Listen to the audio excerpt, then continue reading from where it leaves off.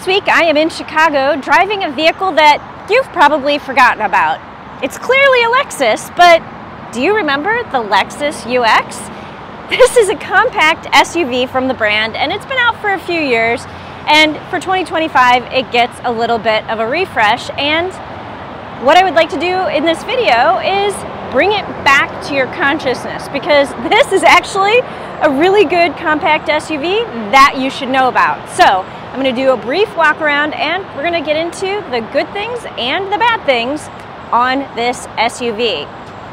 My name is Jill Ciminillo with Pickup Truck Plus SUV Talk. Let's take a closer look right now. Now, the biggest change for 2025 is going to be something that you actually can't see. This gets the new 5th generation hybrid powertrain from Toyota. So you get an upgrade in acceleration and power, and this goes up to 196 horsepower. So 2.0 liter inline 4-cylinder engine mated with 2 electric motors is what is under the hood. Yeah, I'll say under the hood in this vehicle. So the overall exterior styling remains the same, but the copper crest color is also new for 2025.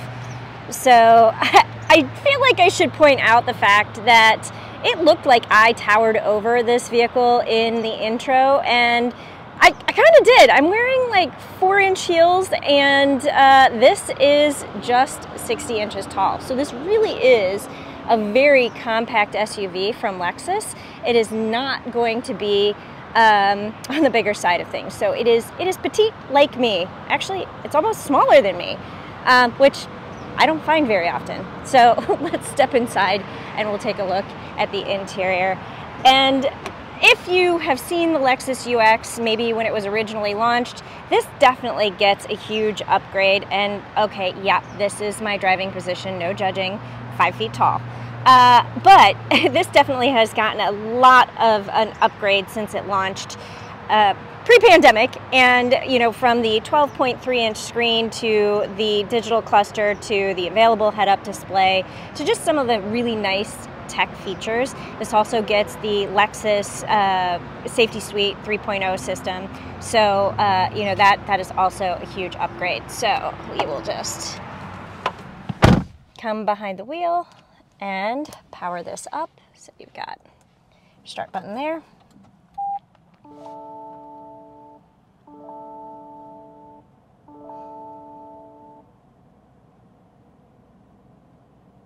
So this also will get the new Lexus infotainment system. So with the lovely map, the wireless Apple CarPlay, well, go to the main screen. So wireless Apple CarPlay, you don't need to see what podcast I'm watching today or listening to today. You've got the digital cluster here. This screen, this 12.3-inch screen, I should say, is not standard on the Lexus UX. The base price for this vehicle is $37,000, and I believe that the standard screen is going to be like 7 or 8 inches. So this is the up-level screen that you get as you level up through the trims. But I will say you do get the Lexus infotainment system on all of it. So what else you have going on? You've got your heated and cooled seats, you've got your heated steering wheel, and yeah, I have my heated stuff on today, no judging on that either. But overall, I think you have a pretty clean and simple interior. You know, I like these caramel colored seats. The back seat is also attractively appointed in this caramel color. You have this nice little accent on the door, and you know, you've got this dash material which isn't quite material, but it's not really plastic either. At least it doesn't feel like plastic. It's almost like a vinyl, and then it's got the nice caramel stitching. So I like all of that. I think that Lexus has done a good job with the design and keeping it simple and, you know, easy to reach. So all of these gauges and controls are easy to reach. You've got actual buttons for your climate controls, which gets a huge thumbs up from me. You have, you know, your volume dial, and if you go into the native system, you can get your radio features and things like that. So yeah, I don't know. I like this. I like how it works. I like how it looks, and just the fact that you have actual buttons for climate controls. Yeah, that's a win. All right, now that we've given you the brief lay of the land in terms of a walk around of this compact SUV, I'm just going to dive right into the good things and the bad things in this vehicle. And you know what? Because I like good news first, let's just start there. Because there is actually a lot to like on this vehicle. I pointed out the interior features and details, which are really well done, but I'm gonna say I also have a really good driving position, and I like that as well. I don't feel like I'm too close to the steering wheel, even though my seat is in a far forward position. So it's a very comfortable vehicle to drive. I went to and from Indianapolis, and my butt didn't hurt, the seats are comfortable, and overall just find driving this Lexus UX 300h to be very comfortable. It's certainly more on the economy side of things that you will see for Lexus. Like I said, this does have a base price of about $37,000. This added some pricey options. The as-tested price is going to be about $46,000, but you do still hear like the engine creeping into the cabin a little bit under hard accelerations. So, you know, there's a little bit of that going on. But like I said, overall, just super comfortable. I like the adaptive cruise control. I like just all of the amenities and the creature comforts that you have on a vehicle that's not going to go over $50,000. So, yeah. That's a lot of stuff to put on the first thing that I really like about the Lexus UX. But again, like I said, there's a lot of stuff to really like here. And yeah, we're going to start with all of this. Next up, I will point out that I actually didn't hate the wireless charger. While it did heat up my phone a little bit, it didn't overheat my phone.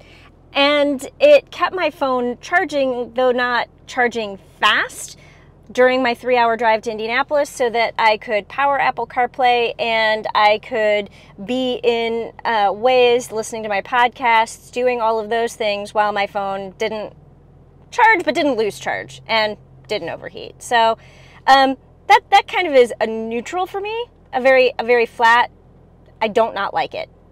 And that actually is a huge step up for most wireless charging systems that I talk about in vehicles. I'm also a huge fan of the dual automatic climate control.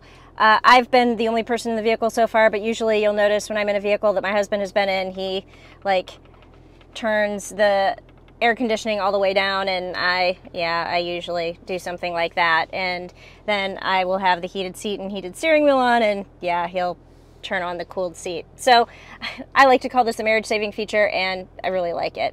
Another feature I really like is kind of stupid and simple, and I don't understand why more automakers don't do this, but this armrest here opens up from both sides.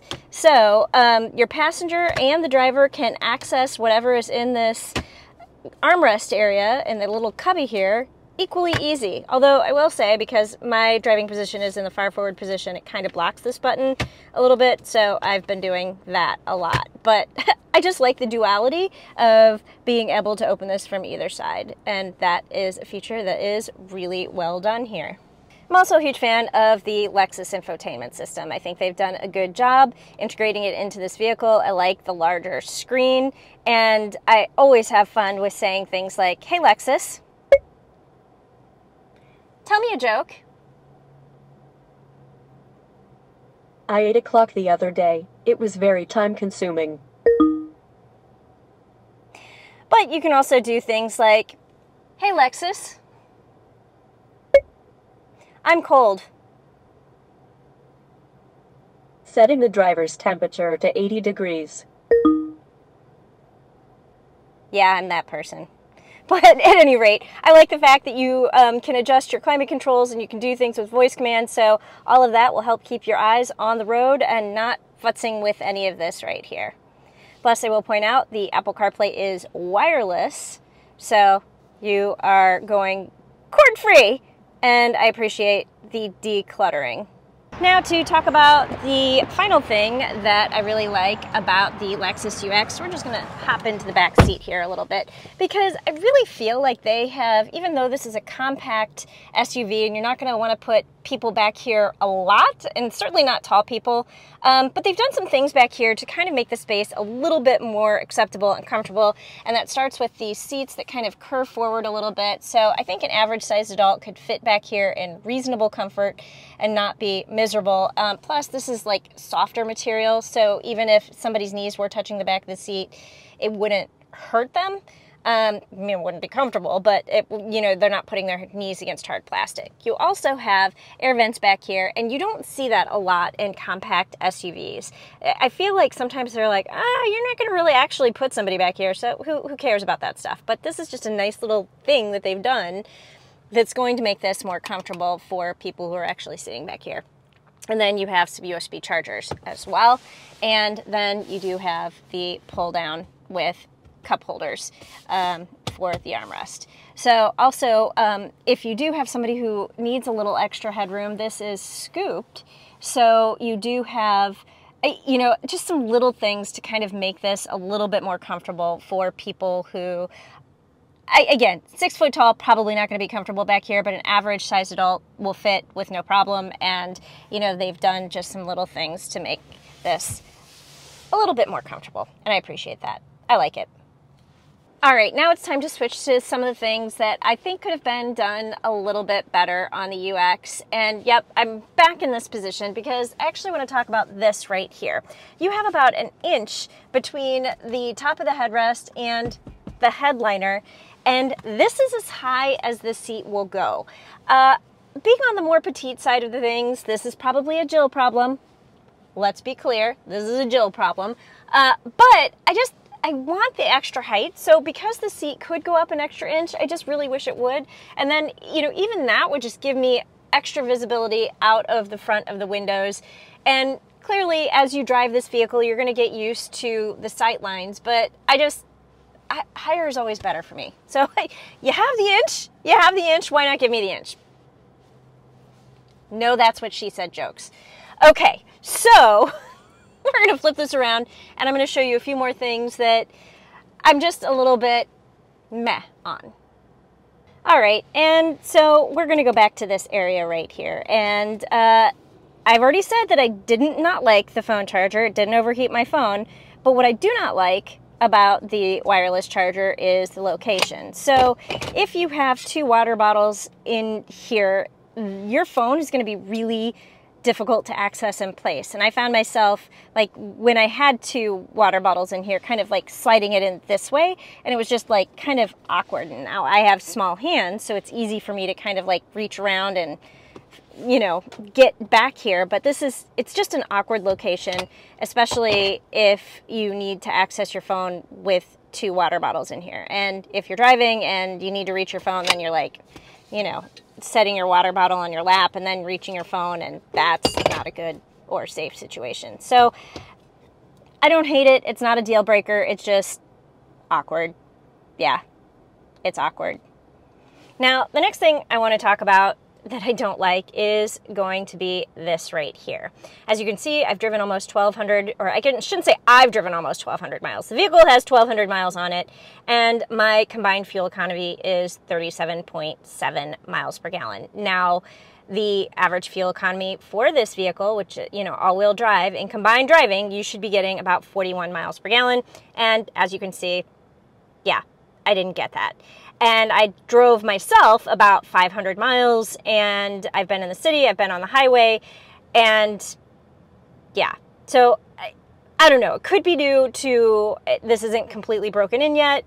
I'm sure some of it is operator driving style, because I'm not driving 55 in a 70 mile per hour zone. And I don't know. So I didn't like that. And I'll be honest with you, I had this on eco mode the entire time. I didn't even try and put it into sport mode. Didn't even go there, because I was trying to get the best fuel economy that I could as a driver myself. I wasn't trying to drive like I was driving a hybrid. I was driving more like a normal human. I wasn't trying to hypermile or anything like that. And yeah, that's what I got. And I don't like that. Now, another thing that I don't like, as much as I like the details, is this material right here. Now, Lexus didn't use black lacquer, so I've got to give them props for that. But this shiny material can get fingerprinted and it still gets kind of dusty. So you can see the dust right here. And they've used it here and they've used it here. I don't know what the solution to black lacquer is, and I appreciate the fact that Lexus tried something other than black lacquer, but I don't think this is the solution. I don't know if you put more of a pattern on here. I don't know if you bring this material down around this and then do something else here. I don't know what the solution to black lacquer is, but this isn't it. Okay, now the final thing that I want to talk about, and I don't even know if there's necessarily anything that could have been done better here, so this is just more of a heads up than anything else because this is a compact SUV. So you're really not going to have oodles and oodles and oodles of cargo space back here. For reference, this is my toolkit, and my tripod, which is not in the full extended position, but you could fit some rollerboards back here. You could fit some backpacks. I mean, you could probably fit some luggage for 4. You would have to remove this cargo cover to be able to fit it because you're probably going to want to stack them kind of upright. But it's just something to be aware of. This is not a voluminous cargo area. But I will say one thing that Lexus did do, and I think this is kind of cool, is they've given you some underfloor storage. So I could put my toolkit under there. I think it would probably fit. So I could put my tripod under there and then put some luggage and things on top of it. So it is what it is. It's a very small cargo space, and you just have to be aware of that. So again, not sure that it could be done better, but it's just something to be aware of. All right, it is now time for me to give you some brief driving impressions. And what I want to say is I really like the Lexus UX. It's compact, it's comfortable, it rides well on the highway, it does well in a city environment, and yeah, I like all of those things. On the negative side of the spectrum, I will say that this hybrid implementation is a little bit clunkier than what you normally see in Toyota Lexus vehicles. The engine definitely creeps into the cabin a little more than I would expect. I would like to see some more noise deadening materials coming on here. But it doesn't struggle, and I feel like I was able to have just the right amount of power to do everything that I wanted to do. I am going to cross my fingers and hope that the fuel economy, in addition to, probably chalking it up to me being me, and being a little bit more of an aggressive driver, I'm also going to chalk that up to the fact that this just hasn't been properly broken in yet. So I'm hopeful that once it has more miles on it, you'll start to see the fuel economy creep up closer to 40 miles per gallon, and maybe even 41 miles per gallon, which is where it should be. At the end of the day, what I want to say about the Lexus UX is this is a compact, comfortable, competent vehicle that is not fun to drive, but comfortable to drive. And it just does a really good job of having a little bit of utility and a lot of nice amenities. Not a fan of the subscription fees, I'll be honest with you, but that's why I'm super excited that this vehicle also has wireless Apple CarPlay. Yeah, so I think that's what I want to say about the Lexus UX. All right, in sum, I think the Lexus UX is a great compact SUV with a little bit of luxury mixed in, and I hope this video will help you think about it next time if you're looking for a compact SUV. All right, that's it. That's what I have for you on the Lexus UX. Thanks for watching, and I will see you down the road.